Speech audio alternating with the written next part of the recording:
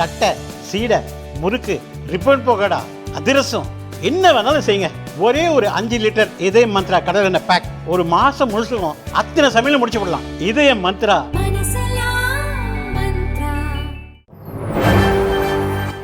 வணக்கம். செய்திச் சுருக்கம். மீண்டும் பயம் காட்டும் கொரோனா. ஒரே நாளில் 511 பேர் பாதிப்பு. உலகம் முழுவதும் கொரோனா பாதிப்பு மீண்டும் பரவ துவங்கியுள்ளது. இந்தியாவிலும் கேரளா, கர்நாடகா, குஜராத், தமிழகம் உள்ளிட்ட பல்வேறு மாநிலங்களில் வேகமாக பரவி வருகிறது.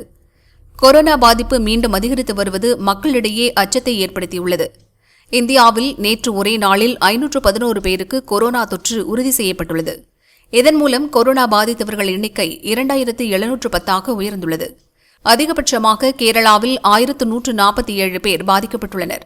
மகாராஷ்டிராவில் 424, டில்லி 294, குஜராத் 223, தமிழகம் 148, கர்நாடகா 148 மற்றும் மேற்கு வங்கத்தில் 116 பேருக்கு கொரோனா தொற்று உறுதியாகியுள்ளது.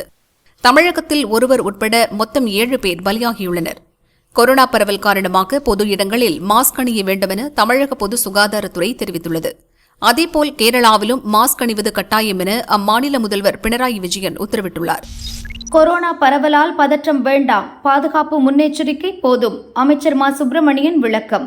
நாடு முழுவதும் தற்பொழுது பரவி வரும் கொரோனா வைரஸ் வீரியமில்லாதது, பதற்றம் வேண்டாம் என சுகாதாரத்துறை அமைச்சர் மா சுப்பிரமணியன் சொன்னார். பொது இடங்களில் மாஸ்க் அணிவது நல்லதே தவிர கட்டாயம் இல்லை எனவும் தெரிவித்தார். அதாவது இப்போ ஒரு கலைஞர் நகர் இஎஸ்ஐ மருத்துவமனையில் ஒரு 60 வயசு ஒருத்தர் இறந்துட்டாரு. அவருக்கு பார்த்தீங்கன்னா தொடர்ந்து நீரிழிவு நோய், அதாவது கட்டுப்பாட்டில் இல்லாத நீரிழிவு நோய், உயர் ரத்த அழுத்த நோய், சிறுநீரக பாதிப்பு, இது ஆஸ்பத்திரியில் எப்பவுமே உயிரிழக்கும் நிலையில் வந்தவங்க. அவங்கள அந்த பரிசோதனை எடுக்கும்போது இந்த பேக்கேஜ் சிஸ்டத்தில் இந்த கொரோனா டெஸ்ட்டுமே எடுக்கும்போது கொரோனா இருந்ததுன்றாங்க. கொரோனாவால் இறப்பான்னா அது கொரோனாவால் இறப்பு இல்லை, ஏற்கனவே இருக்கிற நோய் பாதிப்புகளால் ஏற்பட்ட இறப்பு. மத்திய சுகாதார அமைச்சகம் ஒன்றிய சுகாதார அமைச்சகம் நமக்கு தொடர்ந்து ஒவ்வொரு நிலையிலையும் அறிவுறுத்தல் கொடுப்பாங்க. இப்போ நீங்கள் விமான நிலையங்களை கண்காணிக்கணும்னு சொன்னால் அடுத்த வினாடியே நாங்கள் அங்கே போயிடுவோம். இப்போ அந்த மாதிரி எதுவும் இல்லை. அவங்களே என்ன சொல்கிறாங்கன்னா இது பதட்டப்பட வேண்டியது இல்லை. அதே நேரத்தில் இந்த நோய் எதிர்ப்பு சக்தி குறைவாக இருக்கிறவங்க இது எல்லா நேரங்கள்லையும் சொல்லப்படுறது தான் இப்போவும் சொல்லப்படுது. இது ஒரு பெரிய அளவில் பாதிப்பை உண்டாக்காத ஒன்று. அதே மாதிரி இப்போ இந்த மழை காலத்தில் ஒவ்வொரு மழைக்கும் நம்ம எந்த காலகட்டத்திலும் இல்லாத அளவுக்கு இந்த மழைக்கால சிறப்பு மருத்துவ முகாம்கள் தொடர்ச்சியாக நடத்தியிருக்கிறோம். இப்போ அது மழை காலமும் இல்லை, ஒன்றும் ஸ்டார்ட் ஆகலை. ஜூலைக்கு அப்புறம் ஜூனுக்கு அப்புறம் தான் ஆரம்பிக்கும். ஆனாலும் இப்போ மழை காலம் எங்கேயாவது குடிசை பகுதிகளில் இப்போ அங்கெல்லாம் நம்ம மழைக்கால சிறப்பு மருத்துவ முகாம் இப்போ நடத்திட்டு இருக்கிறோம். சென்னையிலும் கூட எங்கே தேவைப்பட்டாலும் நடத்துகிறோம். சென்னையில் தடுக்கி விழுந்தால் மருத்துவமனை இருக்குது, எங்கே தேவை இருந்தாலும் நடத்துகிறோம். அதனால் ஒன்றும் பெரிய அளவில் ஒன்றும் பயப்பட 2017, 2022 தான், 2017லையும் 2012லையும் தான் அதிகபட்ச டெங்கு உயிரிழப்புகள்ங்கிறது. 2012 66 பேர், 2017 65 பேர். இதுக்கு அப்புறமா இந்த அரசு பொறுப்பேற்றதற்கு பிறகு அது ஒரு 10, 11, 12 அந்த லெவலில் தான் இருந்துருக்கு. இதுவும் கூட டெங்குவினால் ஏற்பட்ட அந்த இறப்புகள் என்பதை கடந்து நான் ஏற்கனவே சொன்ன மாதிரி இந்த இணை நோய்களினால் ஏற்படுகிற அந்த இறப்புகள் தான். இப்போ டெங்கை பொறுத்த வரைக்கும் நேற்றைக்கு ஒரு நாளுக்கான பாதிப்பு ஒரு 35. இந்த மழை வர ஆரம்பிக்கும் போது இந்த டெங்கு காய்ச்சல் வரும். ஆனால் இப்போ உயிரிழப்புங்கிறது சுத்தமாக இல்லாத நிலை என்பது இருந்து வருகிறது. இப்போ இது வரைக்கும் 6 மாதம் ஆயிடுச்சு, ஜூலை வரைக்கும் ஆயிடுச்சு, 4 உயிரிழப்புகள். இதுக்கு முன்னாடிலாம் பார்த்தீங்கன்னா மாதத்துக்கே 8, 10, 20ன்னு வரும்.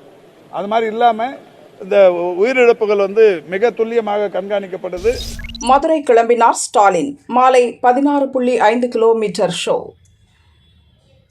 திமுக மாநில பொதுக்குழு கூட்டம் மதுரை உத்தங்குடியில் நாளை நடக்கிறது. இதில் கலந்து கொள்வதற்காக முதல்வர் ஸ்டாலின் சென்னையிலிருந்து விமானம் மூலம் மதுரை சென்றார். மதுரையில் முதல்வர் ஸ்டாலினை அமைச்சர் பி. மூர்த்தி தலைமையில் திமுக மாவட்ட செயலாளர்கள் வரவேற்கிறார்கள். அதன்பின் முதல்வர் ஸ்டாலின் தனியார் ஹோட்டலில் சிறிது நேரம் ஓய்வெடுக்கிறார். மாலை 5 மணிக்கு மதுரை பெருங்குடி முதல் ஆரப்பாளையம் வரை 16.5 கிலோமீட்டர் தூரத்திற்கு ஏற்பாடு செய்யப்பட்டுள்ள ரோட் ஷோவில் கலந்து கொள்கிறார். பெருங்குடி, வில்லாபுரம், சோலையழகுபுரம், ஜீவா நகர் முதல் திண்டுக்கல் ரோட் சந்திப்பு, ஆரப்பாளையம் வரை சாலையோரம் திரண்டிருக்கும் பொதுமக்கள் கட்சியினரை திறந்த வேனில் நின்றபடி முதல்வர் சந்திக்கிறார். இந்த நிலையில் முதல்வர் செல்லும் வழிகளில் ட்ரோன்கள் பறக்க தடை விதிக்கப்பட்டுள்ளது. தடையை மீறி ட்ரோன்கள் மற்றும் இதர ஆளில்லா வான்வழி வாகனங்கள் பறக்கவிடும் நபர்கள் மீது கடும் நடவடிக்கை எடுக்கப்படும் என போலீசார் எச்சரித்துள்ளனர். இந்த ரோட் ஷோவையொட்டி 2000 போலீசார் பாதுகாப்பு பணியில் ஈடுபட்டுள்ளனர். இளைஞர்களுக்கு துரோகம் செய்த திமுக அரசு, அன்புமணி காட்டம். பாமக தலைவர் அன்புமணி வெளியிட்ட அறிக்கை. தமிழகத்தில் பல்வேறு அரசு துறைகளில் பணியாற்றும் ஊழியர்களில் 8144 பேர் இன்று ஒரே நாளில் ஓய்வு பெறுகின்றனர். மே மாதம் இறுதியில் அரசு ஊழியர்கள் அதிக எண்ணிக்கையில் ஓய்வு பெறுவது இயல்பானதுதான். ஆனால் அவ்வாறு ஓய்வு பெறும் அரசு ஊழியர்களால் ஏற்படும் காலி இடங்களை நிரப்ப தமிழக அரசு எந்த நடவடிக்கையும் எடுக்காததுதான் கண்டிக்கத்தக்கது. ஆண்டுக்கு ஒட்டுமொத்தமாக 50,000 பேர் அரசு பணிகளில் இருந்து ஓய்வு பெறுகிறார்கள். அந்த இடங்களை நிரப்ப தமிழக அரசு நடவடிக்கை ஏதும் எடுப்பதில்லை. திமுக ஆட்சிக்கு வந்து 4 ஆண்டுகளுக்கு மேலாகிவிட்ட நிலையில் இன்று வரை ஒட்டுமொத்தமாக 70,000 பேருக்கு மட்டும்தான் அரசு வேலை வழங்கப்பட்டுள்ளது. அதிலும் 40,000 பேர் மட்டும்தான் நிரந்தர பணியாளர்கள். மீதமுள்ள 30,000 பேர் தற்காலிக ஒப்பந்த அடிப்படையில் நியமிக்கப்பட்டவர்கள்தான். இதன் மூலம் வேலைவாய்ப்பு வழங்கும் விஷயத்தில் இளைஞர்களுக்கு திமுக அரசு எவ்வளவு துரோகம் செய்கிறது என்பதை தெரிந்து கொள்ள முடியும். அரசு பணியிடங்களை நிரப்புவேன் என 2021 சட்டசபை தேர்தலின் போது அளித்த வாக்குறுதியையும் திமுக அரசு நிறைவேற்றவில்லை. இளைஞர்களுக்கு அரசு வேலை வழங்குவதில் திமுக அரசு படுதோல்வி அடைந்துவிட்டது. எவ்வளவுதான் சுட்டிக்காட்டினாலும் இளைஞர்களுக்கு திராவிட மாடல் அரசு வேலை வழங்கும் என்ற நம்பிக்கை குலைந்துவிட்டது. வாக்களித்த இளைஞர்களுக்கு துரோகம் செய்த முதல்வர் ஸ்டாலின் தலைமையிலான அரசுக்கு வரும் தேர்தலில் மக்கள் சரியான பாடம் புகட்டுவார்கள். இது உறுதி என அன்புமணி கூறியுள்ளார்.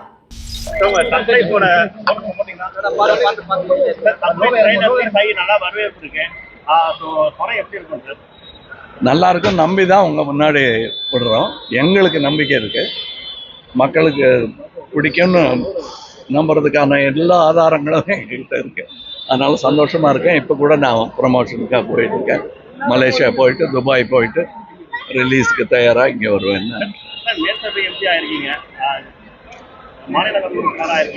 ஆமாங்க, அது நம்ம குரல் அங்கே ஒலிக்க வேண்டும், மையத்தின் குரல் அங்கே ஒலிக்க வேண்டும்.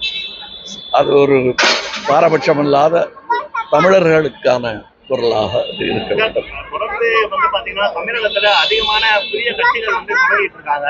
அதே மாதிரி நடிகர் விஜய் புதுசா தமிழ்நாடு கட்சிக்காக. நானே புதிய கட்சி தான், அதனால புதிய கட்சிகளை பற்றி விமர்சிக்க கூடாது. நன்றி, பாமக எம்எல்ஏக்களுடன் அன்புமணி ஆலோசனை. பாமக நிறுவனர் ராமதாஸ் அவரது மகன் அன்புமணி இடையிலான மோதல் உச்சத்தை எட்டியுள்ள நிலையில் கட்சியின் மாவட்ட தலைவர்கள், செயலாளர்களை அன்புமணி சந்தித்து வருகிறார். பாமக பொருளாளர் திலகபாமா மற்றும் 22 மாவட்ட செயலாளர்களை நேற்று சந்தித்து தீவிர ஆலோசனை நடத்தினார். இன்று அன்புமணியை பாமக எம்எல்ஏக்கள் சந்தித்து பேசினர். சென்னை பனையூரில் உள்ள அன்புமணியின் வீட்டில் இந்த சந்திப்பு நடந்தது. தருமபுரி எம்எல்ஏ வெங்கடேசன், மேட்டூர் எம்எல்ஏ சதாசிவம் ஆகியோர் ஆலோசனை நடத்தினர். முன்னாள் எம்எல்ஏவும் வன்னியர் சங்க மாநில செயலாளருமான சேலம் கார்த்திக்கும் அன்புமணி வீட்டுக்கு சென்று சந்தித்து பேசினார். நடிகர் ராஜேஷ் வாழ்ந்த வாழ்க்கை அப்படிப்பட்டது. புகழாரம் சூட்டிய நடிகர் ரஜினிகாந்த். பிரபல நடிகர் ராஜேஷ் உடல்நலக் குறைவால் வியாழனன்று காலமானார். அவரது உடல் சென்னை ராமபுரம் இல்லத்தில் அஞ்சலிக்காக வைக்கப்பட்டுள்ளது. நடிகர் ரஜினிகாந்த் இன்று அவரது உடலுக்கு அஞ்சலி செலுத்தினார். குடும்பத்தினருக்கு ஆறுதல் கூறினார். ராஜேஷ் எல்லாவற்றையும் தேடி தேடி கற்பார், அவருக்கு தெரியாத விஷயங்களே இல்லை என ரஜினி புகழாரம் சூட்டினார். என்னுடைய நெருங்கிய நண்பர் ராஜேஷ் அவர்கள் எனக்கு மட்டும் இல்லை, நிறைய பேருக்கு ரொம்ப இனிய நெருங்கிய நண்பர். அவர் பெரிய ஹீரோவோ இல்லை பெரிய குணசித்த நடிகரோ இல்லை பெரிய ப்ரொடியூசரோ டைரக்டரோ அரசியல்வாதியோ கிடையாது. இருந்தாலும் தமிழக மாண்புமிகு முதலமைச்சர்லேருந்து இசைஞானி இளையராஜாவிலிருந்து எல்லா பிரபலங்களும் ஒரு மறைவுக்கு அஞ்சலி செலுத்துறாங்கன்னு சொன்னா அது ஒரு எப்படி வாழ்ந்தாங்க அப்படின்றதுக்கு ஒரு சான்று. இந்த ஆடு தொடாத இலையன்னு சொல்றாங்க, அந்த மாதிரி அவருக்கு தெரியாத விஷயங்களே கிடையாது. நிறைய படிப்பாரு, நிறைய விஷயங்கள் தெரிஞ்சுக்குவார். உலகில் இருக்கிற சினிமா, அரசியல், விஞ்ஞானம், மெய்ஞானம், ஆன்மீகம், மதங்கள் எல்லாமே அவருக்கு தெரியும். தேடுதல், அவ்வளவு தேடுதல். அவருக்கு தெரிஞ்சது எல்லாருக்கும் தெரியணும்னு சொல்லிட்டு பாடுபடுறாரு. அந்த மாதிரி ஒரு நல்லவரா அவர் வாழ்ந்தாரு. எனக்கு அடிக்கடி சந்திப்பாரு. சந்திச்சு நீங்கள் ரொம்ப நல்லா இருக்கணும், ரொம்ப நாள் நல்லா இருக்கணும், ஆரோக்கியமாக இருக்கணும், அதுக்கு நீங்கள் என்னென்ன செய்யணும், என்னென்ன சாப்பிடணும் அப்படியெல்லாம் சொல்லுவார். அவங்களுக்கு திடீர்னு இப்போ நம்ம கூட இல்லைங்கிறது ஒரு பெரிய ஒரு அதிர்ச்சி. நல்ல மனிதர், அவருடைய எழுப்பு பேரெழுப்பு. அதான் பாஷாந்தி கேட்டோம். நடிகர் சிவகுமாரும் ராஜேஷ் உடலுக்கு கண் கலங்க அஞ்சலி செலுத்தினார். குடும்பத்தினருக்கு ஆறுதல் கூறினார்.